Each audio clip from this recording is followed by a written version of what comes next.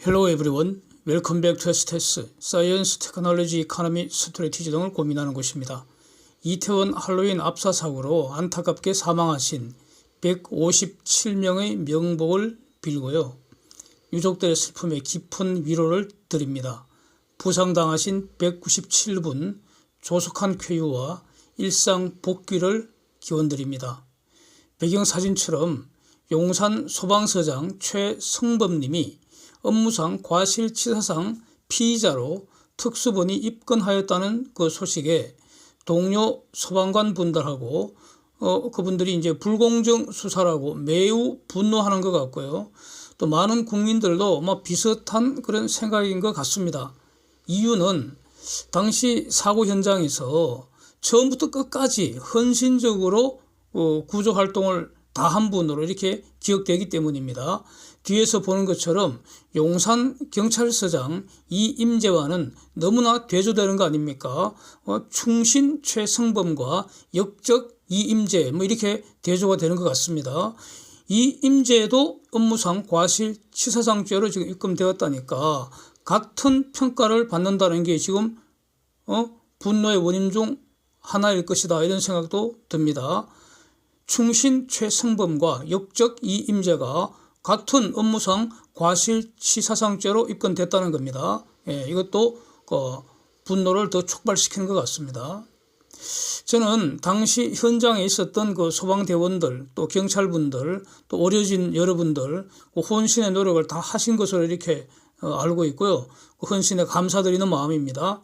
또 최성범님도 최선을 다해서 구조 업무에 헌신한 것으로 알고 있고요. 그래서 저는 최성범님께도 감사드립니다. 그런데 보도된 특수본 입장을 보면은 그 내부 문건이나 바디캠 영상, 다음에 무전 녹취록 이런 걸 다 이제 객관적 데이터 아닙니까? 이걸로 살펴보니 소방서장의 직무 활동에 어떤 그 과실이 있는 것 같다. 그런 증거가 발견됐다는 겁니다. 그래서 이 과실 행위로 사망과 부상이라는 결과가 발생한 것인지 여부를 수사를 통해서 밝힐 필요가 있다는 겁니다. 그래서 도대체 사고 현장에서 요구되는 소방서장의 직무가 무엇이며 최성범 이 서장님의 어떤 행위가 문제된다는 것인지 이것을 고민을 해봤습니다. 이분은 재난 현장의 그 재난 피해자에 대한 구조활동의 현장 책임자입니다. 그 휘하에 소방대원들 지휘 통솔을 하고 그래서 헌신적으로 구조활동을 한 점은 문제 삼을 것이 없을 것이고 오히려 이제 상을 줘서 칭찬해야 하는 거 아닌가 이런 의견입니다. 어떻게 보면은 당연히 해야 할 일을 하였다고 할 수도 있지만 가령 뒤에서 볼 것인데 용산 경찰서장 이임재 같은 이 사람은 마땅히 해야 할 일도 하지 않았다는 거 아닙니까? 그래서 마땅히 해야 할 일을 하는 것도 칭찬을 하고 포상해야 한다는 겁니다. 그런데 최성범 이 서장님은 현장 책임자였다는 점이 일반 소방대원과 다르다는 겁니다. 여기서 이 책임자의 지위, 리더라는 직책, 이 엄중함을 새삼 느끼게 되는데 용산 소방서장은 의심의 여지 없이 현장에서 구조 활동에는 최선을 다했습니다. 그런데도 불구하고 아쉬운 것은 현장 리더로서 소방 2단계 발령 권한을 가진 분인데 이 발령 권한을 적시에 행사했었어야 했는데 이것이 최성범님의 중요한 직무인데 이게 지금 객관적으로 소방 2단계 발령이 늦은 거 아니냐 이겁니다. 이게 늦게 발령된 사실은 이 증명이 가능한 것으로 보인다는 겁니다. 그래서 가령 이제 대응 1단계라는 것은 용산 소방서만으로 이제 구조 활동을 다 할 수 있는 그런 정도 소규모 그 사고이고요. 가령 10명 미만의 어떤 그 인명피해, 수습 시간이 한 3시간 내지 한 8시간 이내로 끝나는 거, 요 정도 소규모일 때만, 1단계 대응이고, 대응 1단계이고, 요거는 용산 소방서장의 권한으로 다 해결되는데, 대응 2단계라는 것은 인근에 있는 용산 소방서만으로는 안 되고, 인근에 있는 2개 내지 5개까지 소방서에 지원 요청을 해서 대략 한 400여 명의 소방 인력이 동원돼서 그래서 부분적으로 소방본부의 지휘반이 가동되는 그런 어떤 그 중규모 재난이고요. 가령 3단계 같으면은 소방본부장이 지휘를 해서 전국 소방서 차원의 이제 총동원 체제라는 겁니다. 결국 이번 이타원 저 사고는 3단계까지 발령이 되었고요. 이렇게 되지 않습니까? 그래서 최성범 서장님에 대한 업무상 과실 치사상죄 이 핵심은 과실로 대응 2단계 발령을 늦게 한 것이 사상자를 발생하게 하였는가 요겁니다. 그래서 대응 2단계 발령을 늦게 한 사실은 이거는 부인을 못할 것 같고요. 이거는 이 쟁점은 여기서 대응 2단계 발령이 늦어진 것에 대해서 최승범님에게 업무상 과실이 있는가 이겁니다. 그래서 만약 업무상 과실이 인정돼 버리면은 그러면 업무상 과실로 대응 2단계 발령이 늦어져서 이것 때문에 사상자 수가 증가했을 것이라는 점, 즉 행위와 결과 사이에 인과관계 인정하는 거 이게 가능할 것 같다는 겁니다. 그 인과관계 결정 이론이 바로 상당 인과관계설이라는 것이 있는데 여기에 따라서 인과관계는 인정될 것 같다는 겁니다. 그래서 지금 다른 보도를 보니까 이거는 제가 기억에 이렇게 남아 있는데 추가 확인은 못했고요. 대응 2단계 발령이 대략 한 30여 분가량 지체된 것으로 이렇게 보도된 것을 본 기억이 있는데 저는 최승범 서장님께서 이 부분 답변을 잘 준비하셔서 과실을 일단 부인을 해야 합니다. 과실 부인하는 취지의 해명을 잘 해주시기를 바랍니다. 이걸 위해서 이 영상을 준비를 했습니다. 즉 대응 2단계 발령을 지금 하느냐 30분 후에 하느냐 하는 그 판단은 오로지 현장 책임자인 최승범님의 판단 재량일 텐데 이제 그러니까 일반론적으로 이제 이 재량을 남용하지 못하도록 하기 위해서 대응 매뉴얼이 있을 것입니다. 그래서 결국 이제 답변의 요지는 이렇게 돼야 되지 않을까 싶습니다. 이런 거 다 감안해서 대응 2단계 발령 요건 충족하는지 여부를 계속 판단을 하다가 본인으로서는 적절한 시기에 발령하였다. 그래서 과실은 없었다. 이렇게 주장을 하셨으면 좋겠습니다. 이와 달리 만약에 현장이 너무나 참혹하고 급박하게 돌아가서 인명을 구조하느라고 미처 2단계 발령을 깜빡했다. 지금 생각하니 너무나 안타깝다. 이렇게 답변을 하신다면 그거는 과실을 자백하는 꼴이 될 수도 있을 것 같아서 이런 답변은 최악의 답변이 되지 않을까 이렇게 염려가 됩니다. 그래서 저는 최승범 서장님이 설사 어떤 실수가 있었다 하더라도 이 실수를 처벌하는 것보다는 반성과 교육의 기회로 활용하고 계속해서 국민을 위해서 충직한 모습으로 근무해 주시기를 바랍니다. 그래서 답변, 즉 방어를 잘 준비하셨으면 좋겠다. 이런 취지입니다. 보도처럼 무슨 사진에도 나오죠. 이제 반발하는 그런 어떤 보도처럼 무슨 꼬리 자르기 수사를 한다든가, 책임자는 바로 위에 있는 거 아니냐, 가령 정치적 장관을 책임지라는 동 이런 여러 가지 말들이 나오는데 이런 정치적인 구호는 최승범님을 돕는 것이 아니라는 점, 이런 점을 말씀을 드리고 싶습니다. 요컨대 대응 2단계 발령이 늦게 된 것은 이거는 부인 못할 객관적 사실로 보여지고요. 이 발령 권한은 용산 소방서장의 직무 권한이고요. 그래서 이 지체된 발령에 업무상 과실이 인정되면은 그러면 업무상 과실 치사상죄 죄책을 피하기 힘들 것 같다는 겁니다. 현장에서 혼신을 다하여 구조 노력한 그런 사정은 책임 단계에서 정상 참작 사유에 불과할 것이기 때문에 저는 이런 거 원하지 않는다는 겁니다. 그래서 업무상 과실을 부정하는 그 방어를 지혜롭게 잘 하시기를 바란다는 취지입니다. 그래서 이제 여기서 방어와 관련해서 매우 중요한 사실이 있습니다. 사고로 인한 사상자 구조는 소방의 임무입니다. 즉 최승범 서장님의 임무입니다. 그런데 안전사고를 예방하는 것은 그 경비 경찰의 직무입니다. 당시 그 현장에는 112 신고 여부와 무관하게 이미 137명의 매우 많은 경찰이 있었다는 겁니다. 이 숫자는 윤석열 대통령께서 직접 그 전국 뭐 재난 그 시스템 그 점검 그 회의석상에서 언급하신 내용입니다. 이거를 저 137명 숫자 확인하기 위해서 그 30분 영상을 다시 봤습니다. 앞부분에 바로 나옵니다.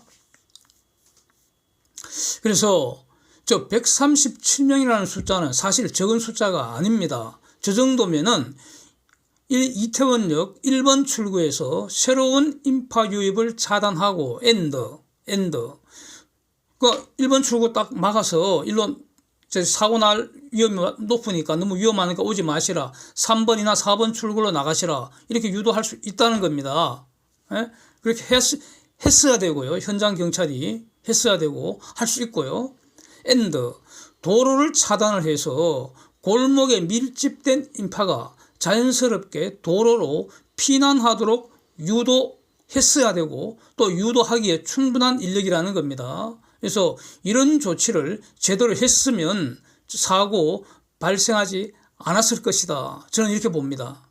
이렇게 봅니다. 이거 제가 그때 그 국가 애도기간 마지막 날 그 토요일이었죠 아마. 그 낮에 한번 가서 바로 딱 현장을 보면서 바로 들었던 게 이런 생각이었습니다. 그래서 그 영상을 제가 올렸지 않습니까? 예?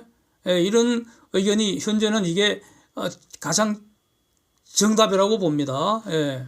그렇고 물론 그 경찰 인원이 만약 부족했다면 그러면 그 경찰도 상명하복 조직이기 때문에 군대 유사한 조직이기 때문에 현장에 최고 책임자가 있었을 거 아닙니까?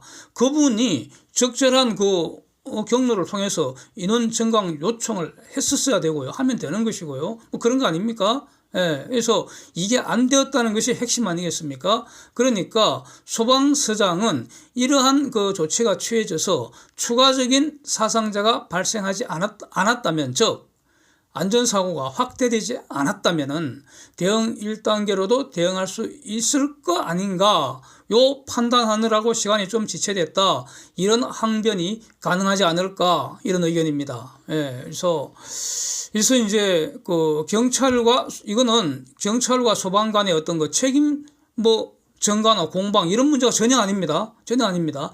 이번 사고의 본질은 어처구니 없는 안전사고이고요. 막을 수 있었고 발생하지 않을 수 있었는데 발생을 했다는 거고요. 제가 볼 때 그 책임은 현장에 배치되었던 경찰 책임자하고 이들을 지휘할 용산경찰서장 이임재하고 112 상황관리관이었던 류미진, 이들에게 책임의 100%가 있는 것으로 보인다는 겁니다. 그 윗선에는 이번 사고와 관련된 책임을 물을 근거가 없습니다. 예? 그래서 그 책임의 근거가 밝혀지면은 당연히 거기에 맞게 책임을 져야 할 것이고요. 그래서 무슨 경찰을 직접 그 통제할 권한도 없는 그 행안부 장관을 공격하는 것은 그야말로 그거는 악질적인 정치 선동질에 불과하다. 그렇게 저는 판단됩니다. 예. 용산경찰서장은 말이죠. 마땅히 해야 할 일을 할 수 있었는데도 불구하고 아무것도 안 하고 대통령실에 전화도 안 받았다는 것이고, 그 다음에 이태원 사고 상황 보고서라는 그 공문서에 거짓말을 기재했다는 거 아닙니까? 에? 사실은 11시 5분에 도착을 했음에도 불구하고 거짓말로 10시 20분에 현장을 도착해서 할 일을 했다는 겁니다. 인파 분산 용산 경찰서장 이임재의 그 책임이 뭡니까? 인파 분산 위에 차량 통제를 해야 하고 안전사고 예방 지시하는 겁니다. 지휘 감독하는 겁니다. 요게 두 가지가 이임재가 할 일인데 요걸 하나도 안 했으면서도 그렇게 했다고 상황보고서에 거짓말을 적었다는 겁니다. 에? 그래서 직속 상관에게 보고도 안 했다는 겁니다. 지금 밤 11시 36분에 서울경찰청장이 직속 상관일 테니까 보고했다는 것인데 이거는 넉장 보고가 아니고요. 보고 안 한 것이라고 저는 평가하겠습니다. 네? 너무 늦었잖아요. 너무 늦은 보고는 보고 안 한 것입니다. 네? 대통령실에 전화도 안 받았다는 거 아닙니까? 대통령실 전화는 이게 뭐 친구들 사이에 뭐 아는 지인들 사이에 전화하는 그런 게 아닙니다. 예? 그건 늦은 밤에 지금 대통령실이 가장 먼저 이 상황을 인지를 했다는 거 아닙니까? 그러니까 현장 책임자가 용산경찰서장 이임재니까 그 이임재한테 상황 파악을 하기 위해서 그 다음에 필요한 지시를 하기 위해서 대통령실이 전화한 거 아니겠습니까? 그런데 안 받았다는 겁니다. 받을 의무가 있는 겁니다. 안 받는다는 건 있을 수가 없는 겁니다. 대통령실에 전화를 안 받았다는 것은 마치 전쟁터에서 지휘관의 전투 명령을 수령하지 않겠다. 이런 그 중간 지휘관, 가령 뭐 중대장 이런 거 같은 꼴하지 아닙니까 이거? 바로 그 자리에서 총살해버려도 되는 거 아닙니까? 그러면 지금 그 이임재의 행적은 밤 9시 47분에 삼각지 어떤 식당에서 나가는 그 CCTV가 확인됐다는 거 아닙니까?